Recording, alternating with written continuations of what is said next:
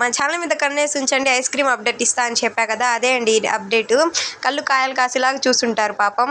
ఇప్పుడు ice cream update ఇద్దామంటే మా బాబుతో అస్సలు కుదరట్లేదు. సో అందుకని చెప్పి లేట్గా ఇస్తున్నాను అనమాట, ఏమనుకోకండి. ఇంకా మనం ఫ్రిడ్జ్లోంచి ఇది బయటికి తీసిన ఐస్ క్రీమ్ని మళ్ళీ ఒకసారి బ్లెండ్ చేసేసుకోవాలి. ఫ్లఫీ టెక్స్చర్ రావాలన్నమాట. అలా వస్తే ఏంటంటే మనకి ఐస్ క్రీమ్ అనేది మంచిగా వస్తుంది అన్నమాట. ఇలా బ్లెండ్ చేసేసుకొని మళ్ళీ అదే ఐస్ బాక్స్లోకి వేసేసుకొని ఒక టిష్యూ పేపర్ పెట్టుకొని ఏదైనా డ్రై ఫ్రూట్స్ వేసుకోవాలి అంటే వేసుకోవచ్చు. అదేనండి టూటీ ఫ్రూటీ సో అలా ఉంటాయి కదా. నేనైతే ఇప్పుడు ఏం వేయలేదు, తర్వాత తీసేటప్పుడు వేద్దామని చెప్పి. ఇప్పుడు అదే ఐస్ క్రీమ్ని మళ్ళీ ఒకసారి బ్లెండ్ చేసేసుకొని, అంటే ఫ్రిడ్జ్లో ఉన్నది కాదు బయట ఉన్నదే కొద్దిగా మిగిలిందనమాట. సో దాన్ని బ్లెండ్ చేసేసుకొని కుల్ఫీ చేస్తున్నాను అనమాట. కుల్ఫీ అయితే 3 లేయర్స్గా ఇక డ్రై ఫ్రూట్స్ అవి వేసుకుంటూ చేసేసానమాట. డిస్కో గ్లాస్లో వేసుకుంటే డిస్కో గ్లాస్ కట్ చేయొచ్చు కదా.